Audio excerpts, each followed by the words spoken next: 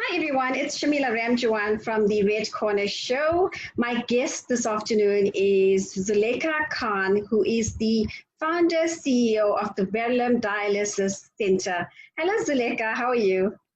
Hi, Shamila. Thank you for having me. It's so good to have you. I know you're such a busy person and you're really taking care of all our people out there. But thank you so much for coming on board and chatting to me. Not a problem at all. So let's start by finding out a little bit about who Zulaka Khan is. Oh gosh, we need a whole show for that. But very briefly, my profession is twofold. One is I am a clinical technologist that specializes in nephrology, which means anything renal or kidney related, from dialysis to plasmapheresis to transplantations. Those are the things that we actually do. And apart from that, the normal, I'm a mother, I'm a wife. I try to be a good humanitarian. I am the brand ambassador for the Sultan Bahu Center National Dialysis Project, where we have a rollout throughout the country, as well as a triathlete, but that was just before COVID. So yeah, so that's basically what I am and what I do. And your family, do you have any children?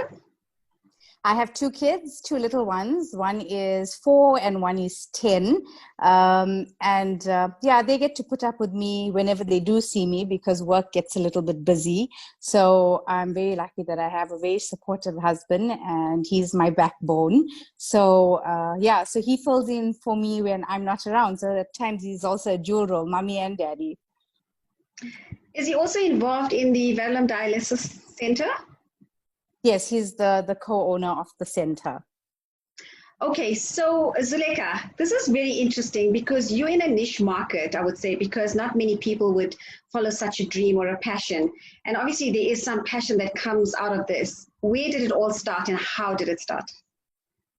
Well, Shamila, it's actually a very, I wouldn't say corny, but a very sad story. When I was growing up, my maternal grandmother was diagnosed with renal failure due to her uncontrolled diabetes. So in those days, there was only one private hospital, which was St. Augustine's. That was about 25 years ago, that used to provide this procedure. And unfortunately, the government hospitals couldn't cater for her. So basically what happened was they've just sent her home to die. So my grandfather wasn't very well off, and he used to work at the early morning market in Durban, and he used to sell fruit and vegetables. So we literally, I've seen the family pooling together to scrape all these funds so that she could have private dialysis because the government facility couldn't cater for her. And I remember, I recall, her going for dialysis for about not more than about 6 months, and eventually the money ran out and we were left in the same situation that was with government. We had to take my grandma home to die. So I think that just actually sparked everything. And this is where I said that, I want to make a difference to each and every person's life that is affected with renal failure. And I have now went into that field where I have my own practice at Verulam Dialysis, as well as I have embarked on a program which is affiliated with the Sultan Bahu Center. So what we do is patients that are literally kicked out from the government program, if they do not meet certain criteria and they're sent home, we can provide that by a certain funding that we do have to sustain these patients and rehabilitate them and eventually make them self-sufficient so that we can adopt now the next patient. So we have it rolling out countrywide, and that's our main points of focus currently is Gauteng and Western Cape and in KZN. So do you have branches here in Gauteng and in the Western Cape as well? Well, one of the branches that we do have, the main branch is in Gauteng, and that's at the Fortsburg Day Clinic. It's called the Sabira's Dialysis Center. That's where we do all our nonprofit work. In KZN, it is at my clinic that we actually adopt these patients through. And in the Western Cape, we actually service, I think, Rondebosch Dialysis Center, who helps us take on these patients as well. How do you actually get sponsorships, or how do you fundraise around this for this NPO? Well, basically, this NPO is massive. It's international, and they get funding throughout the world. And we have a very good and strong, community that is always donating to them. So fund dependent, we actually allocate them for dialysis. But there's other things that they do. I mean, they do cataract removals, they do dialysis, they've got an X-ray department, they've got a children's homes, they've got an old age homes, they've got schooling and sewing classes. So all this tries to help us generate income so that we can actually put it and sustain our programs. So it's running now for about 27 years. This is actually a very interesting topic, Zulaka. How does one actually qualify to get treatment at your center? What are the criteria? Well, if it's the normal patient that has their medical aid, basically they would just need their doctor's referral to come through to us. Other than that, if patients do need sponsorship, they need to actually call us and make an appointment where we would give them an application form, and we send it through to the Sultan Bau Center in Johannesburg. And they have a screening criteria where they sit every 2 weeks and they have these meetings. And once they have these meetings, they actually look at the pool of funds that they have, and then we'll tell you if they can allocate. Because bear in mind, Shamila, to actually sponsor one dialysis patient for a year is over 80,000 rands. So we need to have, just for one patient, 80,000 rands, or even more with the COVIDs and the consumables now that's going on. So we need to make sure that there is plenty that is allocated there. And I think in the 5 years that we with them, we've sustained over 60 patients currently. Some of them are most of them are actually off our system. We've rehabilitated them, found jobs for them, where they can sustain their own medical aids and pay for it and stuff like that. But they're fully functioning and back into the community. They just come in for their dialysis 3 times a week, where they have their little rest and get their bloods and toxin levels cleaned. And then they're productive individuals like you and I that go out and work. So once they're out of the system, then we actually see where we can cater and take the next, or adopt the next person that we can do the same thing with. Okay, I know a little bit about dialysis. Just now for the audience out there, I'm just going to play a bit ignorant. How does it work? Okay. So you get a patient that comes in. Just briefly take me through this process. Okay, so basically patients that need dialysis is somebody that actually has impaired kidney function. And by meaning this, I would tell you diabetics and patients that are hypertensive are at very high risk, especially if they're non-compliant with their medication, which a lot of people are currently. Some people would say, my sugar levels are high. Don't worry, I won't take a tablet today. I'll take it tomorrow. And, compliancy becomes an issue. Now, what happens is because of the non-compliancy and the levels going so high, either being diabetic or being hypertensive, these patients actually damage their kidneys. And when their kidneys actually fail, which in a simple blood test would show that it's performing at 15% only, that's where we categorize them as stage 5 renal failure. So that is when the patient will either come to me and I would refer to a doctor, or will go to a doctor and a nephrologist and refer back to me with regards to starting dialysis treatment for the patient. Now, the dialysis treatment is something that's not painful. However, it does the normal function of your kidneys. So in a machine, I'd like to show you this one of the days, but on a machine, basically what happens is that we ultrafiltrate and we clear off all the toxins. And then it comes to a point where these patients actually cannot pass urine as well, because their bodies just starts storing them and they start swelling. They have their legs start swelling, their hands start swelling. So this is just basically fluid accumulation in their body. So the machine also takes out that amount of fluid as well. And then with the dialysis, there's obviously a strict diet protocol that we actually advise them to go on, because if they eat or drink anything that's not on a renal diet, it becomes very what can I say, detrimental to them, because these small elements can actually cause patients to die. For example, I'll give you a very small one. We don't allow dialysis patients to eat a banana, right? I mean, to any one of us, we would think, okay, banana is a fruit, it's good, we should have it, it keeps us healthy. But for a dialysis patient, because it's so high in an element called potassium, and the body cannot get rid of it because the kidneys are not working, it actually has a direct effect on the patient's heart. So it causes overcontractility of the cardiac muscles. And we know cardiac muscles basically are muscles that if it dies, it doesn't come back to life.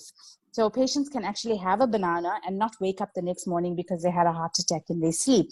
So that's how important the diet is for these renal patients. Wow, that is so interesting. No, I definitely will visit when I'm in Durban the next time, because I really would like to see your center and see the machines. Talking of which, how many machines do you have? Well, currently the practice has 10, and then we still got a few machines in the hospital as well. So we have a clinic in Verulam that is fully fledged, and that's our 10 machines, including our pediatric machines as well. We do babies as well, and that's the heartbreaking part of dialysis. So it doesn't affect only the old. We have little babies from like maybe 6 years upwards. Generally, if they're much more smaller, we would do it in a hospital setting.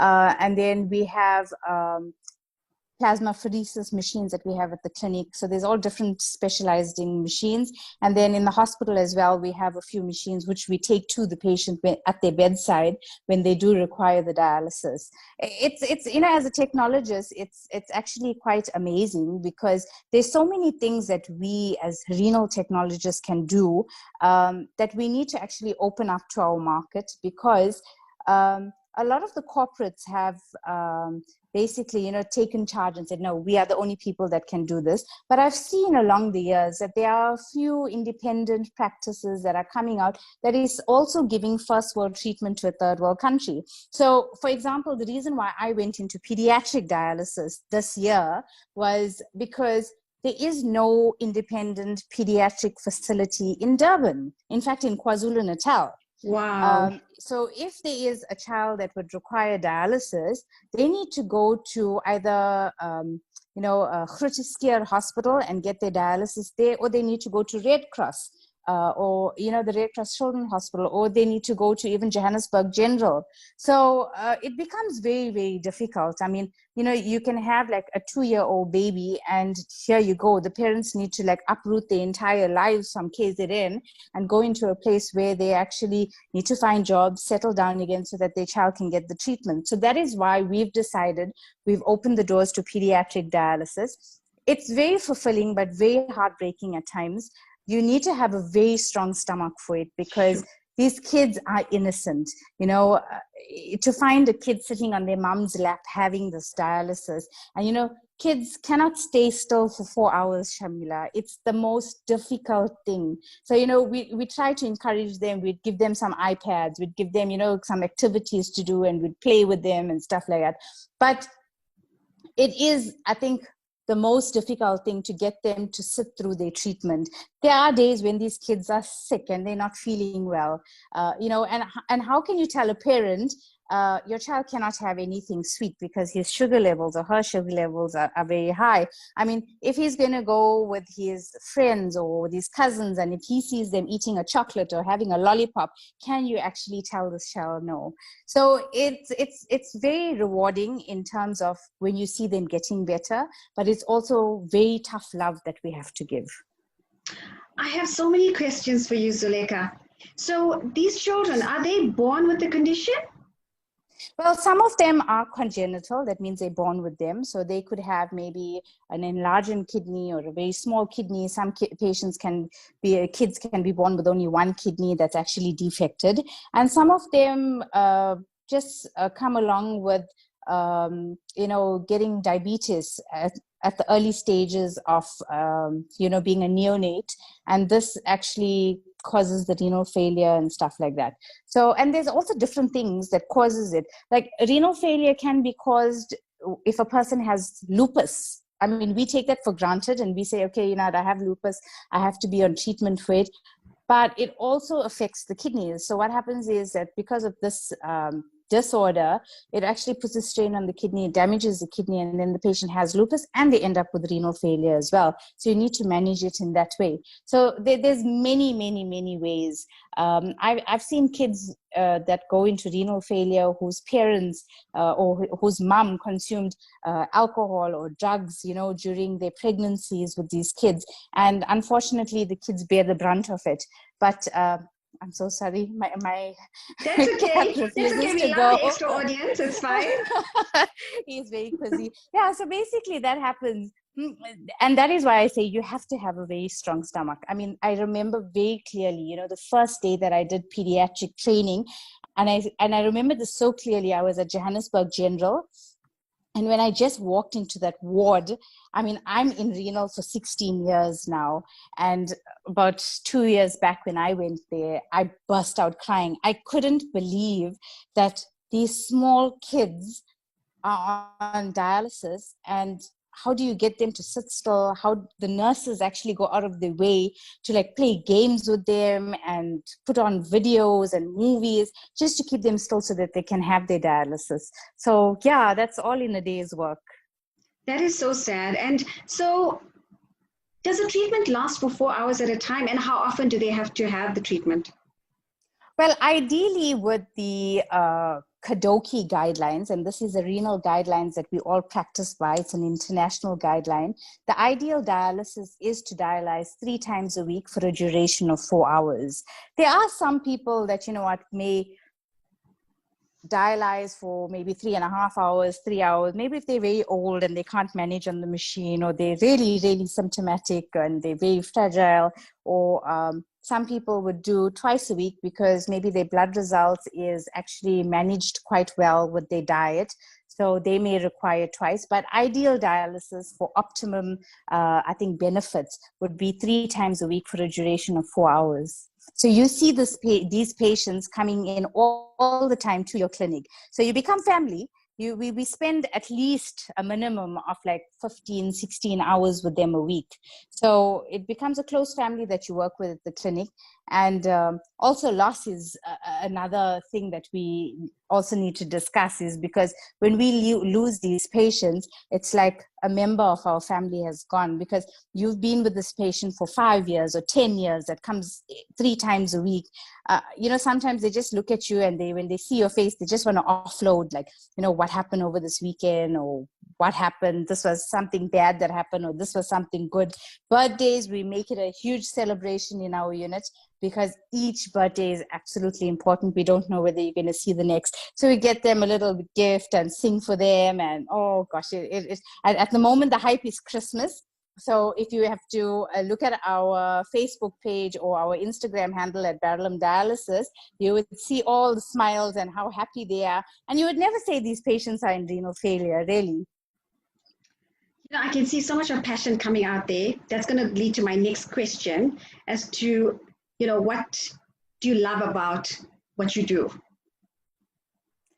Well, what I love, I think, is when a patient comes in absolutely sick, and I say sick by the meaning of they cannot walk and they come for the first time to my clinic. We literally carry them in. They come in a wheelchair or a stretcher. And when they listen to our advice and do the dialysis and comply with the diet, seeing them recover over a period of at least a month to being back to normal, but just needing dialysis, gives you so much of satisfaction.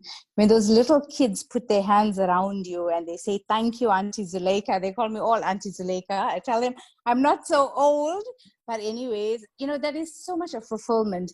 I get, sometimes I get the kids to, when they see me, they make cards at home, and they'll bring it to the unit. Patients, if they know it's our birthdays, if they decided they're cooking a big meal, they'll tell all the girls that, okay, lunch is on them today.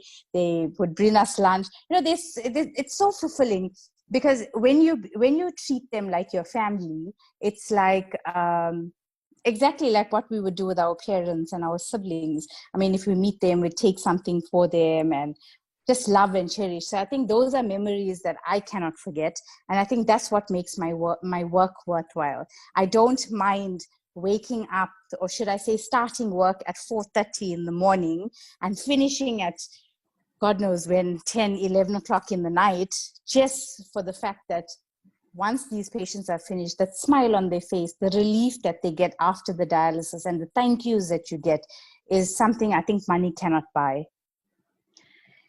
So just another question. The treatment, is it lifelong or is there a recovery period for some of these patients as well? Okay, so we classify dialysis, hemodialysis, that's what we do mainly in the clinic, into two phases. So the first phase is the acute phase, and then once a patient goes into stage 5 renal failure, we give them a period of about 6 weeks where they start the dialysis, and we monitor them very closely, because in this time their kidneys could get a bit of a shock and start working again. But again, it's very far and few. I think in 16 years of doing it, I may have come across maybe 10 patients that have recovered from that, from renal failure in that way. Other than that, the patients go into chronic dialysis where they are on it lifelong. And the only other alternative is that if they are compatible to do a kidney transplant, then they can get out of the system. But that too, you know, our donor list is very, very small. And I think, you know, the demand for renal failure, for kidneys is actually quite high. We go into a national list. So we have like maybe a 20-page list of people that need kidneys, but we've got a 1-page list of people that want to donate. So this is what I also do, is we canvass for patients to become donors. But ultimately, there's two factors that actually I would say that the family would have a say, is once the person passes on, the next of kin will give permission as to whether that person's body can be donated or not. And even though you sign as a donor, if your family says no, then no is no, and nobody gets any organs for harvesting. And are you serious? Is that real? Yeah, it is. And then also we have the stigma in the Black and the Muslim community that I've seen, and I'm Muslim myself and I'm speaking about it, is obviously lack of education, firstly. And the second thing is obviously, I think, religious rules between the Black community and the Muslim community. They don't like to, or they're not advised, I think that's a better word, they're not advised to donate any of their organs. So it becomes very, very difficult. So who's not allowed, sorry to cut you off there, who's not allowed to donate?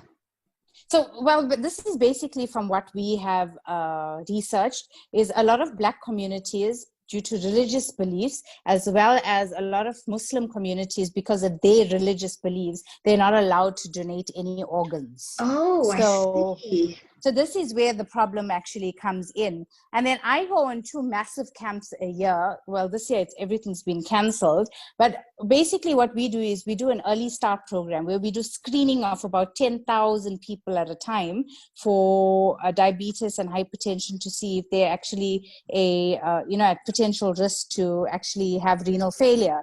And part of this, the one that we actually do in Durban, we normally call some representative from the transplant team to actually come there to see if they can get donors with us, where we can educate them together and we get people to sign up as donors. But as much as you can sign up, at the end of the day, if anything has to happen to that individual, the next of kin has the right to actually decide whether that person's body can be donated for harvest or not. And remember, if we get one person that donates their body for any transplant, it's saving 7 lives. So we can transplant from the eyes to the brains to the lungs to the kidneys, skin as well.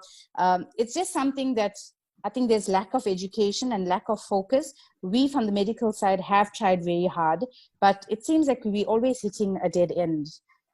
People would sign up, and then when it's time, they would say no. So that's the reality of what we're sitting at the moment.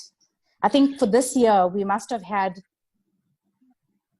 I think maybe I'm exaggerating, but 5 cadaver donors. Cadaver meaning somebody that has donated their body for transplants.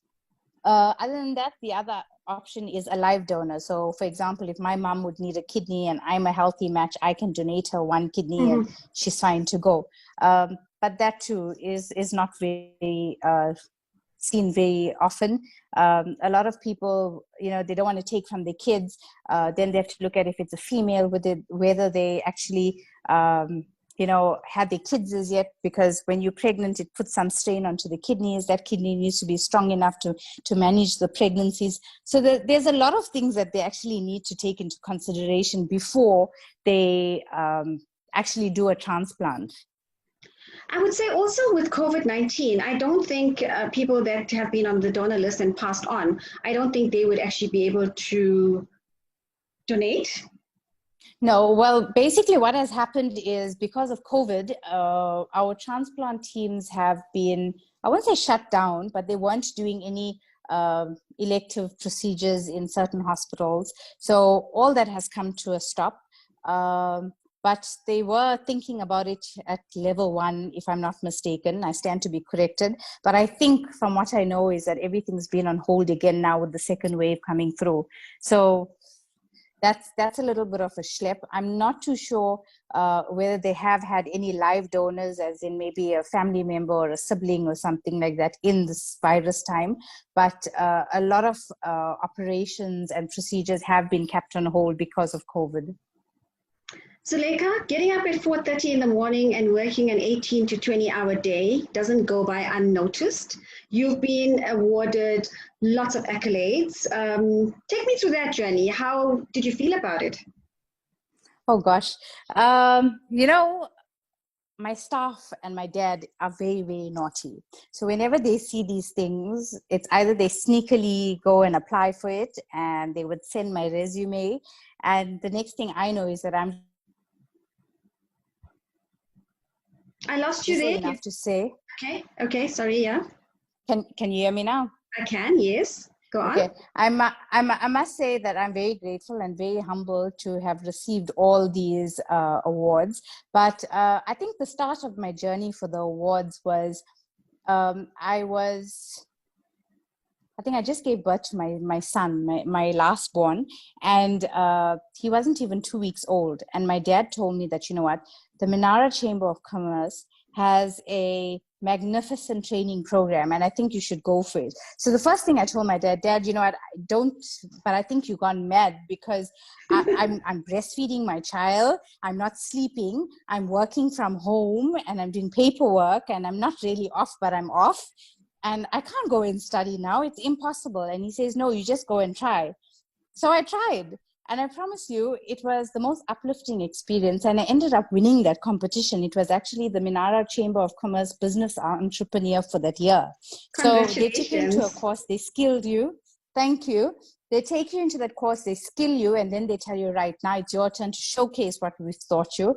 And obviously the winners would be announced. So that was the starting ground, and I'm very grateful to them and their team. And then as the years went by, it was, Businesswoman of the Year for the, BWA, and for Gagasi FM and stuff like that. But basically what these people have seen is that my passion for doing what I do, and I think my love for what I do and how I want to help people. Because apart from that, I am an alumni from the DUT, so I've been granted access to Canvas for this program of clinical technology. So I take it to a schooling level as well, where I take the program to schools, tell them what we do and how we do it, and basically, encourage the kids to think wider. Everybody doesn't have to be nurses and doctors and teachers. There's other allied healthcare professionals that are very, very important. And this is where I've landed my trademark for the Durban University of Technology. And then recently, I've just partnered up with HWC. It's been about 2 years now, where we do training of students as well. So this has opened up a whole lot of things. And I think by people seeing this, they actually know who is Zulaka and what we're doing and how is Verulam Dialysis recognized. Shamila, it was very difficult when I started. I started off by literally my husband and I leaving our work, pooling all our funds that we had to just open this practice. And bear in mind, we didn't start in Verulam. We actually started in Port Shepstone, Harding, and Matatiao. That was rural KZN and the Eastern Cape. So we were there for some time, and I was a farm girl. I was treating people in the farm and doing dialysis for them. And then after that, I said, okay, you know what? What's the point in doing everything when your own community doesn't have one? So there you go. I live in Verulam. So Verulam didn't have a dialysis center. And I said, okay, this is going to be my benchmark and this is going to be for my people. So that's when Verulam Dialysis opened. So I think just the passion in that tells you alone what we have reached. And we have accomplished a lot in many years. I mean, with hard work and determination. And bear in mind, it was also a male-dominated field. So, for a female to come into that, we had to, I had to work extra hard. I had to show my male counterparts that I could do equally or if not better than them. And, I fought. I really, really fought. If somebody says, don't come to my unit, I would pick up the phone and I would say, but please tell me why. What's the difference? And I think with all that in all these years, it has actually now, if somebody has to think dialysis in our area, Verulam Dialysis would be the choice of most of the doctors or practitioners around. But this is just only with hard work. Absolutely, definitely hard work, perseverance, and look what you've done in the community. Congratulations and well done again. Just in closing, Zulaka, what is your message? I see you're very passionate about women because you now invaded the male territory and you're making a success out of it. So what's your message to the young women out there that want to follow different passions, different dreams, different career choices or paths? Well, it's very simple, Shamila. I would tell them that not everybody is cut out to be a doctor, or a lawyer, or a teacher, or a cook or a chef or something like that. But we need to find our own niche that we can act upon it, perfect it, and show people that we are different.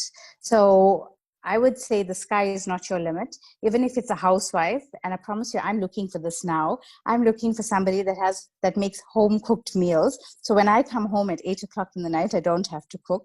So if somebody could expand in the industry, the home industry is getting big. Be creative.